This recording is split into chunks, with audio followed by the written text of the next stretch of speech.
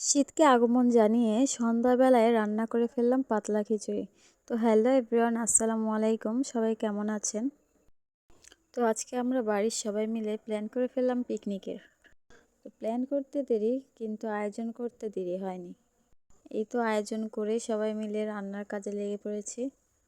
এদিকে আবার ছোটরা গান বাজিয়ে নাচ গান করছে। তো আমার মেয়েও অনেক খুশি, ও নাচতেছে সবার সাথে।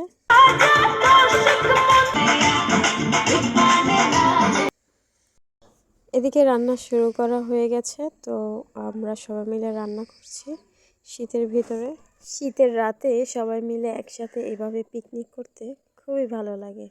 চারিদিকে শীতের হাওয়া, আর এখানে আমরা সবাই আগুন পোহাচ্ছি আর রান্না করছি। এখন অনেকেই বলতে পারেন যে এই ভিডিওগুলো শেয়ার করার কি আছে। আসলে এরকম ভিডিও অনেকেই পছন্দ করে, গ্রামের ভিডিও।